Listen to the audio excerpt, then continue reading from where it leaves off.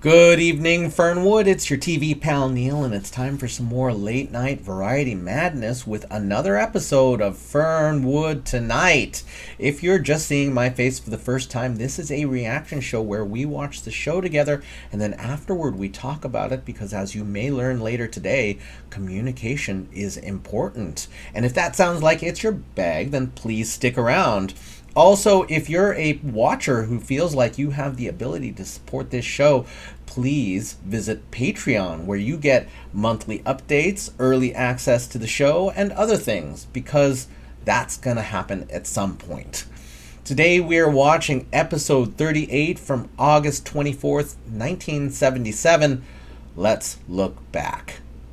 Barth Gimble has pledged to give $10 to various losers this week, and he read a letter from the first applicant but lost the second page, so they have no idea who it is. Then we bring out young lip syncers Doug and Diana Mitchell, who do a number In the Mood. Radio DJ Larry Guy returns, and he has been appointed the chairman of the local Fernwood blood drive. His idea is to get young volunteers to go house to house to take blood. And we have a Bury the Hatchet segment with Betty Froelich and her daughter Sandy Frolic. Sandy thinks that she should be allowed to go out on dates with boys who have vans, while Betty thinks that that is completely disgraceful. They put it up to audience applause, and Sandy gets the vote. And that, everyone, is where we ended yesterday's episode, so let's begin this midweek.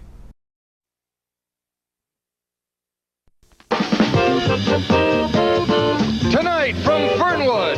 Fernwood Tonight, 30 minutes of very remarkable entertainment, coming to you live with your host for tonight, Mr. Barth Gimble. Tonight, Barth's guest will be Gilbert Nilsson, who will show you his child's arm. Mrs. Sylvia Miller, who was turned on by a light. Mr. William W.D. Bud Price, who wants to throw cold water on the lady and her beam. Lori Gallagher, whose mother practices rhythm, and Happy Kine and the Mirth Makers.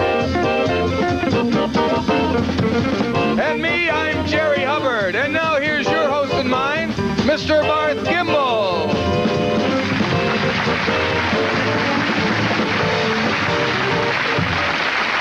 Thank you so much. Wow, thanks. Good evening, and welcome to Fernwood Tonight, where your dreams can come true, even on a weeknight.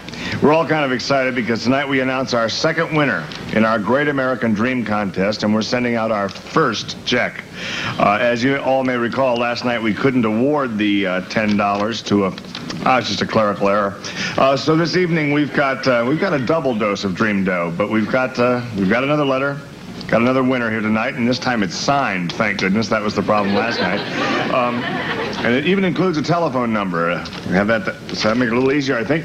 We're going to give this actually a little bit of a personal touch, and we're going to call our winner tonight right here on the air and tell him or her that he or she has won. This ought to be fun. Have it right here. I like to do it this way. I think kind of adds a little bit of a personal touch, and moments like this should be shared, actually. Just hope they're home. You never know. Times like this, they may be, they may not be. Oh, they're home. Okay. Hello. Can I speak to... one second, excuse me. Can I speak to Mrs. Esther Bonnet, please? No. This is Barth Gimble at Fernwood Tonight. Are you watching? Oh, okay. Well, is Mrs. Bonnet there? Well, I'm asking because it just so happens that she won a little bit of money here tonight. Who is this? Oh, well, that's perfect. Absolutely perfect. Maybe you should tell her, because our American Dream jackpot here is just what the doctor ordered. Can I speak to her, doctor? What? Oh, you've got to be kidding. When? Oh, gosh. Oh, well, no wonder you weren't watching. No. Well, that's true, but she wasn't that young either. I mean, according to the letter here, it even said they only gave her about 2 or 3... Excuse me? No, Channel 6. Right. Open to anyone except the employees of the station. Okay, doctor. Okay, well, keep practicing, okay? Bye-bye. Oh, gosh almighty.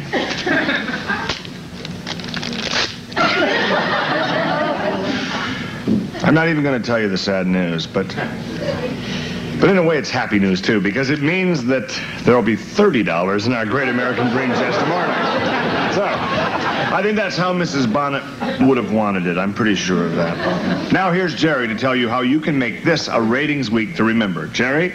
That's right, Barth. Folks, simply write in 15 words or less how $30 can help you fulfill your great American dream. In the event of duplicate dreams, the dreams with the earliest postmark will be the winner. Do it today and send it to Dream On, a Gimbal Co. Enterprises, Collections Department, Post Office Box 78924, Fernwood, Ohio. If you wish to receive a typewritten list of all winning entries, please enclose a quarter with your dream. Oh, there's one quarter we're out, Jer. Oh, dear.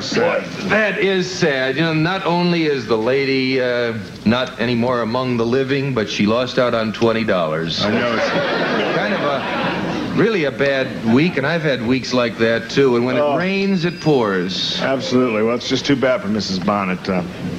She could have used that money, too, and the letter, it says she was 91 years old, and it's maybe one of the reasons we chose that letter. I'm not sure. It was, I'm sure she could have used the money. At any rate, we have some real live guests here tonight, and might as well get right to them. Our first real live guest tonight is actually two guests.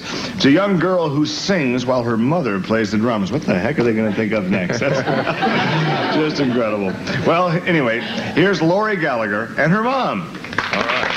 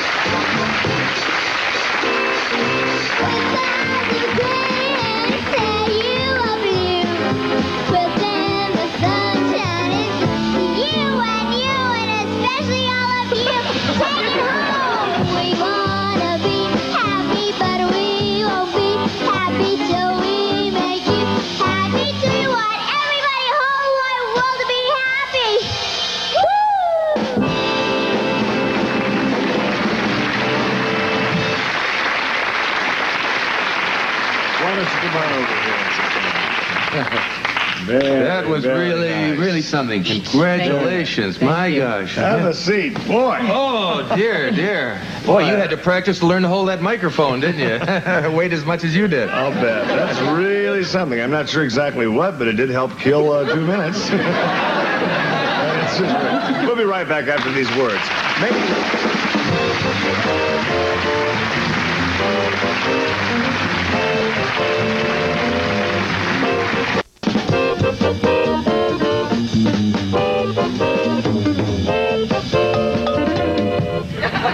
I had to do that, Hap. It's Happy Kind, incidentally, our band leader over there. How about him, huh?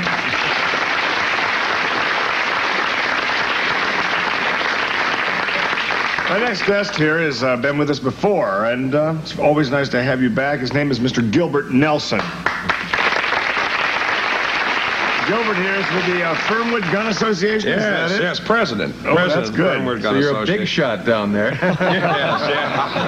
I don't mean to joke. I know you take it seriously. Yes, we do. Yes, we do. Things he thinks up when he's loaded. Okay. Well, we don't do that down there. No. Well, welcome to the show, Gilbert. Is anything actually happening at the gun club, or do you guys just sit around and, as I said before, get loaded? No, Barth, I'll tell you what we have now. We have a new father and son program going on where the fathers are actually teaching their boys the importance of law and order and how to fire a lethal weapon. Whoa. What we want to do here is raise a generation of children who can defend themselves against criminals and possibly help prevent crime. Well, that is terrific. Where did you get this idea? Well, actually, it was my two boys that got me started thinking about this. Two? That's good. Yes, they were out playing, and the around the block there one night, and they saw these two nasty kids soaping up car windows in our neighborhood. And they caught them red-handed. Oh, boy. Well, maybe they were allergic to the soap. And then as a form of punishment, they made each one of them eat 2 bars of soap. That's like junior crime and punishment in action. That's terrific. Right, and that's where I got the idea right then and there to form the Kiddie Crime Corps. Okay, That's a good-looking sign, too. oh, boy. Kiddie Crime Corps. I thought it'd be a fine idea. We've already taken these children out now and put them through preliminary training in combat. Listen, I'm kind of curious. Do you ever have any kids, let's say, who really want, I was going to say dying to enlist in the gun corps. I don't mean that. Some kids who really want to join the KKK, but parents might be against it. Yeah, there could be some parental objection. We run into that every now and then, but Barth, in wartime, the first thing you learn is never listen to a soldier's mother. Never. Well, so if you a good war could go down the drain. Good war could go down the drain if you let those mothers take over. Yes, it would. And it's those same mothers, those same parents who are hiding in their homes doing illegal and immoral acts. Oh, come on, really? They call these acts love. The state of Ohio says it's illegal. I've got my kids trained. Now, at nighttime, when they think my kids are sleeping, they're not sleeping, pretending like they're sleeping. What they're doing is listening at the doors. Listening at your door? No, at their doors. Oh, others' doors. You're probably more or less... Anyone can listen at my door. You're on an honor Anyone's there. system, huh? I play it pretty straight. Don't have to worry about any love there. Right. So, in other words, these people are actually turning in their parents? Yes. Any person who does a thing like that is not worthy of being a parent. I tell my kids that all the time. That'll hold down that population growth around here anyway. Yeah, it's wonder they got to be parents in the first place. Yeah. This seems to go along that way. Tell me, what is next for the Kiddie Corps here? What are you going to be doing? Well, I tell you, our next thing is the big rally we're having up at the state capitol in Columbus. Yes. We're demanding the death penalty for minors. Let's make that clear. That's for kids under 18, not the people who work in West Virginia.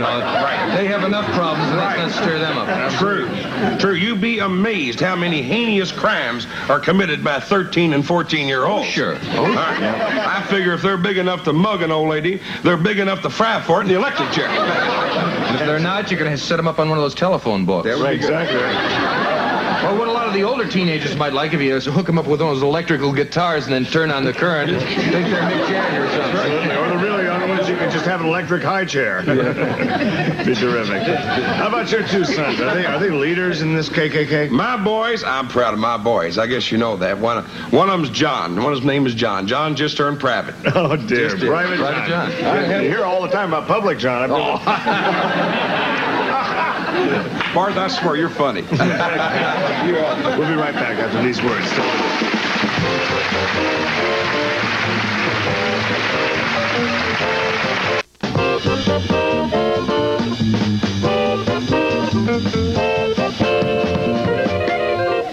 Thank you, Hap. If you remember a little while ago, Mrs. Sylvia Miller was on Fernwood tonight and told us a chilling story of how she had a unique sexual experience. I think we can say that, can't we? I think so, yeah. It happened when a beam of light shined on her from a little blue man from outer space, according to her. Blue was his color, but not his mood. Actually, he seemed to be very, very happy, according to Mrs. Miller. Well, when William W.D. Bud Price, ambassador at large for the Fernwood Chamber of Commerce here, or so he says, when he saw this show, he became outraged and claims that Sylvia was lying about the incident. So, in the interest of fair and responsible journalism, which we try to do at least once a week, I brought them both here to discuss the matter and possibly avoid a nasty libel suit. That's what I'm thinking. So please welcome Mr. William W.D. Bud Price and Mrs. Sylvia Miller.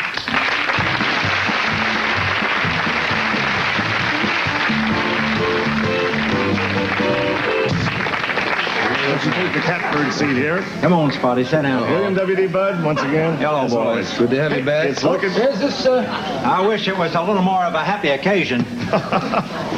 You're looking a little bit mad there. Just a little bit steaming. Why don't you just... Mad? Him mad? I've got a reason to be mad. First of all, I come on this show, find out backstage that poor old Mrs. Esther Bonnet has died. Yes, she has. Then I find out that this man has called me a liar. Well, I didn't call you a liar, but you're a storyteller, and I'll tell you that for true. Yeah, I was down at the Jackass Festival. Down out the state fairgrounds at the county seat. And I heard what this woman said about deep, way out outer space people, raping people and walking around here and molesting people in different various places. And so I winged down by privately owned Piper Cub airplane to rebut this type of a thing. You know, I get all of my information from Cletus Emmett Wheelwelker, who's my chinnodontist, and also, of course... You have a new, I thought for a minute it was gone there, your chinnodontist device. That's exactly correct. Cletus Emmett Wheelwelker give me this new chinodontic equipment because I explained to him, you see, I've been wearing chinodontic equipment now for about 2 years. This is pushing my jaw back in my skull, you see. But at any rate, it looks better, and it certainly looks better than you seem to be feeling. Anyway, I just want to tell you right here and now that I am a great consumptive of all of the literature on outer space, and there's almost nothing that I don't know between what Cletus tells me and what I read in the different space mags. And one thing is that, you know, your deep, way out outer space people has an undersmell of cheese. Any cheese-loving animal can tell you if a human being has been within 4 to 5 yards of somebody from deep, way out far to outer space. I want you, come here. Come here, Spotty. Spotty, come here. This is a test. Put your hand there by Spotty's nose. This... Put it right there. All right, there you are. There's proof positive.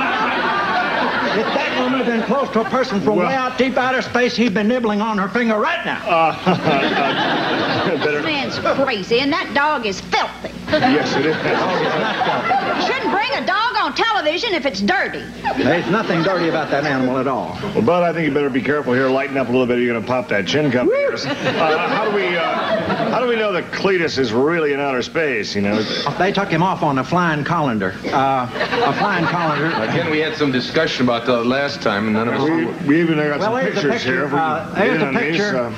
Now I want you to know, you got a picture of that? Can we get that there? That's this is a stimulation. This is not the real thing. Mrs. Miller, does this look like anything at all like the craft that you were abducted by right here? That is a flying colander. It's the latest thing. You know, they don't have no saucers anymore. It's all flying colanders now. First of all, let me tell you, I want you to do me a favor. I want you to write your mother's name and number. I'm going to write her and tell her I'm she's going to write my mother's name and number, and she will tell you what I know, that you're the crazy one, and that's that. And I know that I went to school with your sister, and your sister's the one that always called me Lantern Jaw. Called me Lantern Jaw, and also made fun of my ringworm and everything like that. What did these people look like that you were attacked by? Maybe we can get into this argument from that angle. First of all, this person is crazy. I hate this. It's not shaped like a colander. It's shaped like a toaster. I was there. It is not. There are little holes there. That's where all your power and everything comes out. You send it whizzing out through and in and amongst the outer space. These could have been people from 2 different planets, though, William W.D. Bud. Oh, he wasn't there. I was there. Let me tell you. No. It was shaped like a toaster. The little... I'm going to snip your chin if you don't...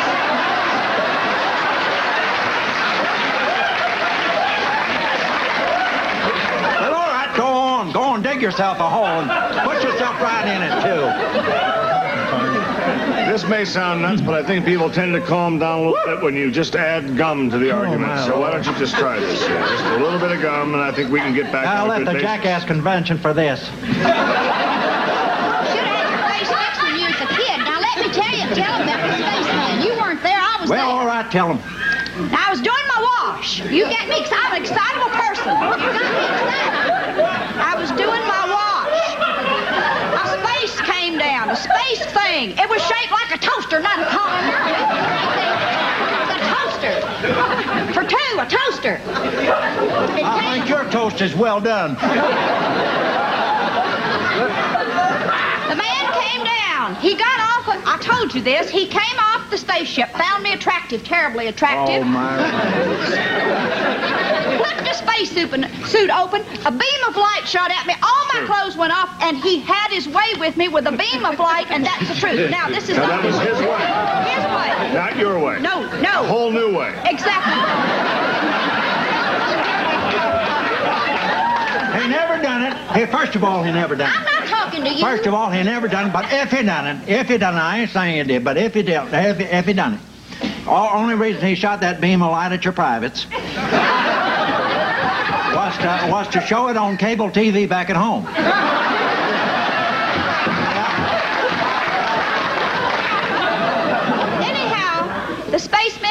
and had his way with me. Well, this is something new, Barth, which is quite interesting. He has come back. He came back last night, but this time he brought a friend with him. This again was your husband's bowling night, coincidentally enough. Coincidentally, yes. And the friend, however, did not participate, just stood around and watched and did take pictures. He took pictures? Yes, he Well, now did. this upsets me personally because this shows the extent of what pornography has gone to. It's in outer space. For all we know, you might be on the cover of some smutty outer space rag. Now, don't you get smart with it. I'll smack you. You don't have a chin guard on. Anyhow, after the beam of light was shined upon me, they settled down, and they didn't take right off like they did the first time. They settled down and had some yoo-hoos and started smoking. Okay, well, they are. Okay, all right. That ties it up. That ties it up into weensy-beensy little pieces and puts it in the wastebasket. Because I happen to know that Allnuts, and that's what it was. It was an Allnut. It was not a space person. An Allnut is like a space pet, very similar to the dog that we all know and love here, but a little bit different from them.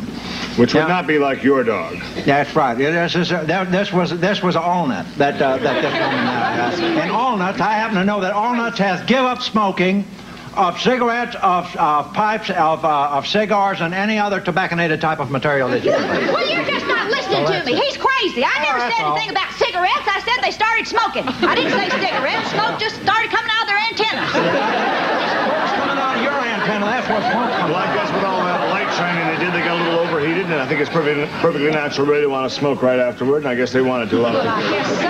Every bit of this is going to be cleaned up when we get a man into a rocket and send him up there to the moon, because on the moon, that's where they had their stations, you see. Their service stations is on the moon, and that's where they gas up before they come down here to the Earth.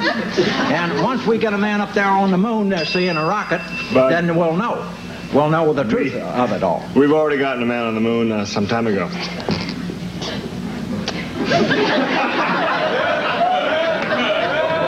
When they take place? That was about, what was it, Jerry, 4 or 5 years ago? That whole one small step for man, one giant leap for mankind. Let's see now, how'd I miss that?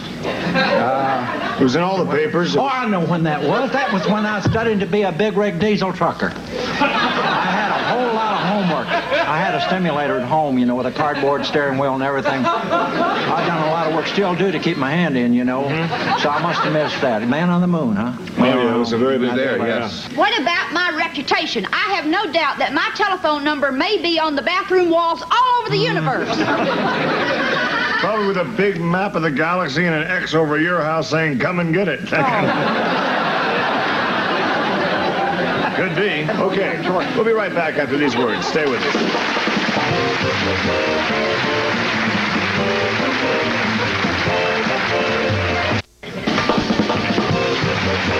Also appearing on tonight's show were Laurie Ann Gentleman as Laurie Gallagher, Joellen Gentleman as Mrs. Gallagher, Frank Link as Gilbert Ulysses Nelson, Fanny Flagg as Sylvia Miller, Kenneth Mars as Mr. William W.D. Bud Prize, Spotty, played by Weezer, the Wonder Dog, and 60-second Colander photography by Susanna Mars.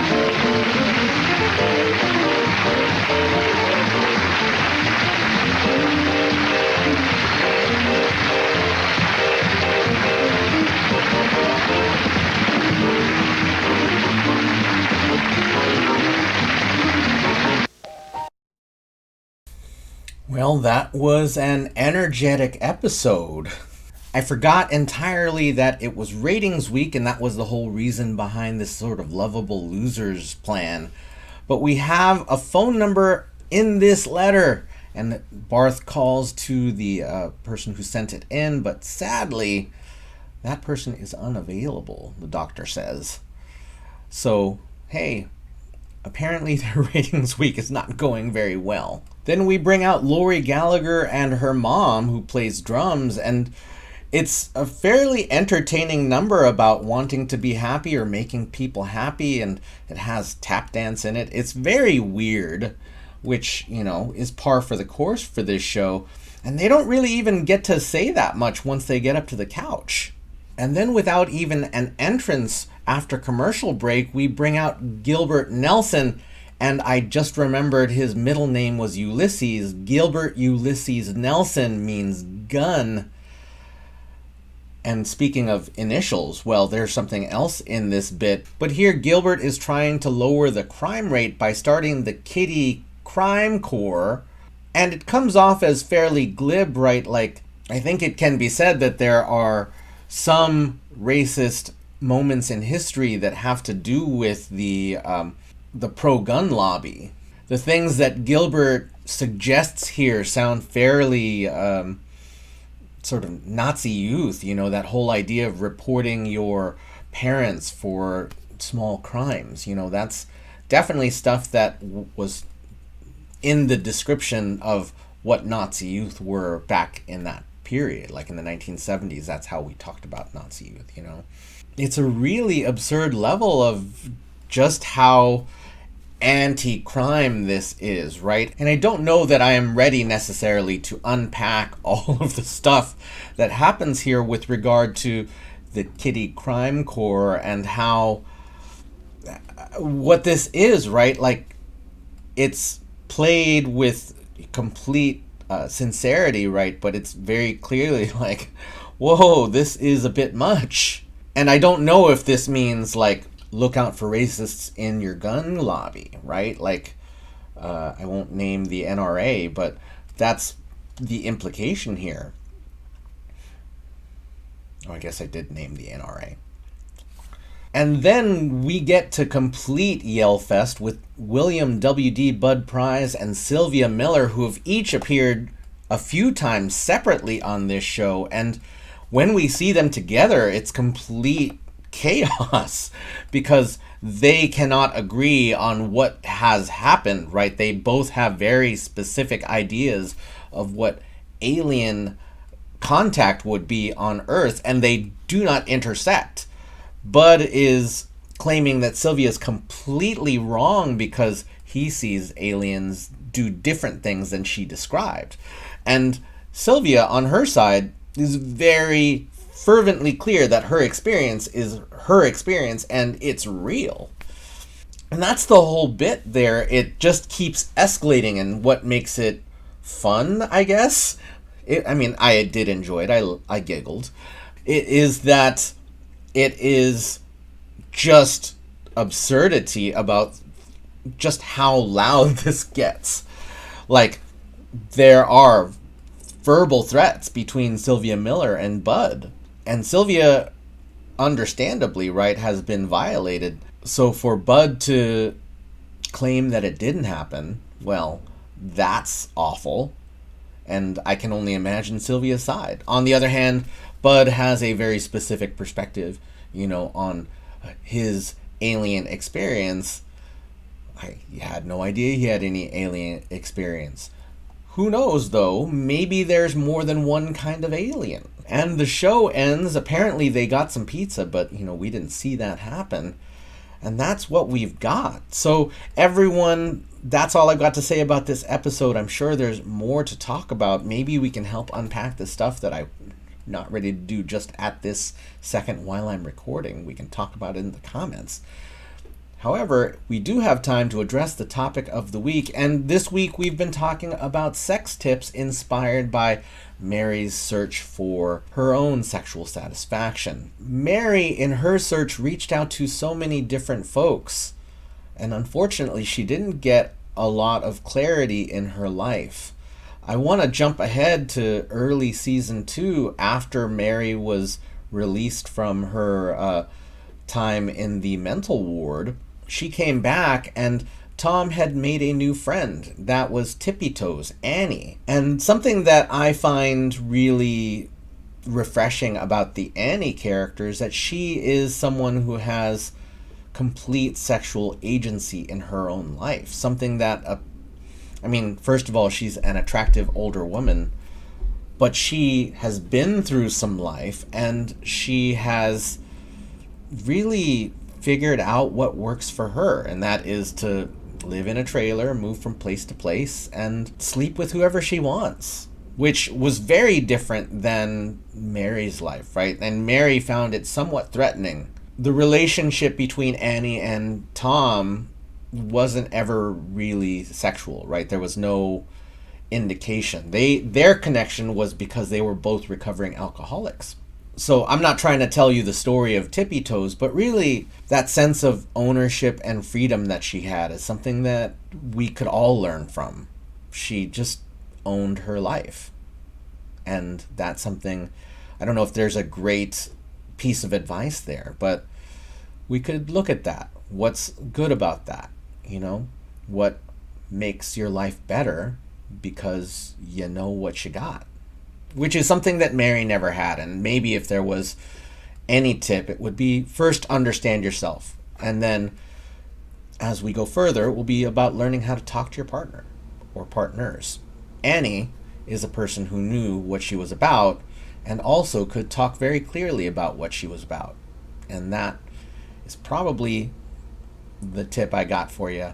We got to start communicating. We got to start understanding ourselves, knowing our own perspectives, and learning how to talk about it without any discomfort. So everyone, that's the tip of the day. Not that I should be giving sex tips, but that's where we are. Everyone, thank you so much for watching with me. Thank you so much for leaving your thoughts, feelings, and impressions down in the comments. Thank you to my top tier Patreon supporters. You know how this works. We will see you tomorrow night in Fernwood.